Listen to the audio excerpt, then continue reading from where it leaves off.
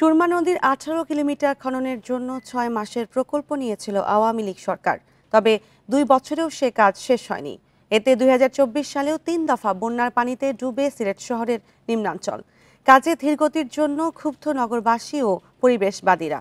ছোট প্রকল্পের কাজ ঠিকমতো করতে না পারলেও এবার নদীটির 54 কিলোমিটার খননের কাজ শিগগিরই শুরু করতে চায় পানি উন্নয়ন বোর্ড। সিলেটের সুরমা নদীর এই রূপ বর্ষার গভীরতা কমে যাওয়ায় তীরূপ চেয়ে পানি ঢোকে শহরে। গত 3 বছরে কয়েক দফা বন্যায় চরম দুর্ভোগে পড়েন নগরবাসী।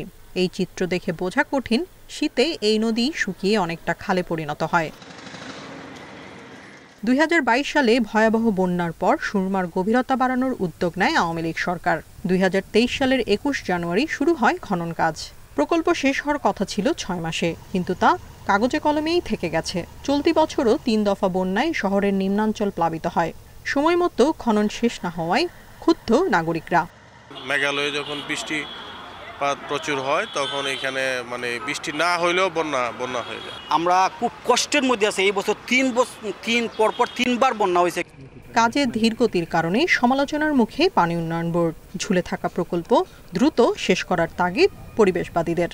আমরা একটাই যদি করি একই সাথে করব এবং একটা নির্দিষ্ট সময় বেঁধে করব এবং নির্দিষ্ট সময়ের মধ্যেই আমাদের কাজটা শেষ করতে হবে। এতে করে মানুষজনেরও কিন্তু প্রশ্ন তোলার কোনো সুযোগ তৈরি হবে না।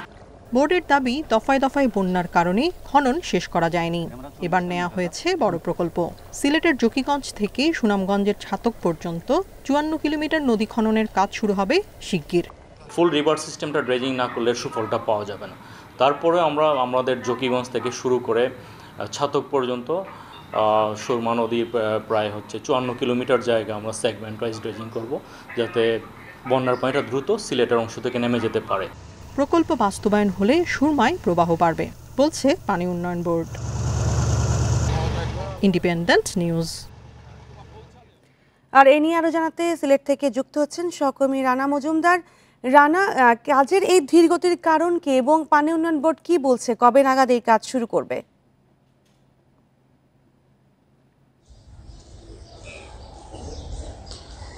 দেখুন, 2022 সালে ভয়াবহ বন্যার কবলে পড়ে সিলেট এবং বলা যায় 150 বছরের ইতিহাসে সিলেটবাসী এরকম বন্যার কবলে কিন্তু পড়েনি। এবং সেই বন্যায় সিলেট অঞ্চলের যে রাস্তাঘাট, ঘরবাড়ি ছিল এবং বিস্তীর্ণ কিন্তু ভূমি প্লাবিত হয়ে যায় এবং লাখ লাখ মানুষ কিন্তু এই বন্যার কবলে পড়ে কিন্তু একদম অনেকেই নিঃস্ব হয়ে যান।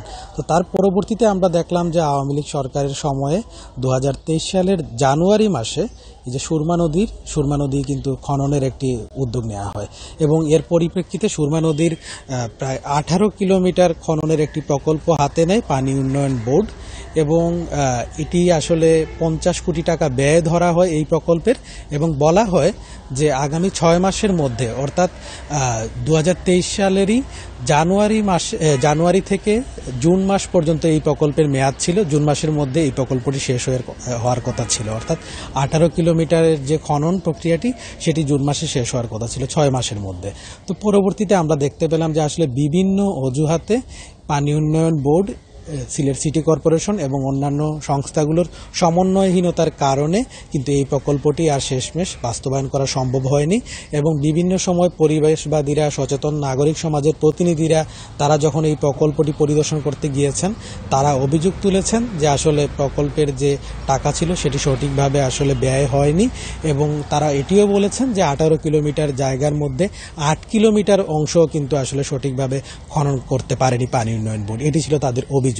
পাশাপাশি এর পরিপ্রেক্ষিতে আমরা পানি উন্নয়ন বোর্ডের সাথে সম্প্রতি আবার কথা বললাম এবং পানি উন্নয়ন বোর্ড থেকে যে বিষয়টি জানানো হয়েছে যে সিলেটের যে বন্যা সেটি আসলে অনেক ক্ষেত্রেই নির্ভর করে ভারতের চেরাপুঞ্জিতে যে বৃষ্টিপাত হয় সেটির উপর। ভারতের চেরাপুঞ্জিতে যদি অতিরিক্ত বৃষ্টিপাত হয় তখনই কিন্তু এই বৃষ্টিপাতের ঢলের পানিটি সেটি কিন্তু সিলেটে আসে এবং সিলেটের বিস্তীর্ণ ভূমি সেটি প্লাবিত করে ফেলে। তো সেক্ষেত্রে পানি উন্নয়ন বোর্ড বলছে যে সুরমা নদীর যে উৎসমুখটি রয়েছে, অর্থাৎ জকিগঞ্জ থেকে যদি এই সুরমা নদীর খননটি করা যায় তাহলে হয়তো সিলেটের যে এলাকাটি রয়েছে সেটি আসলে বন্যার কবল থেকে অনেকটাই রক্ষা করা সম্ভব হতে পারে। এই ছিল আমার কাছে সবশেষ। সিলেট থেকে জানাচ্ছিলেন সহকর্মী রানা মজুমদার।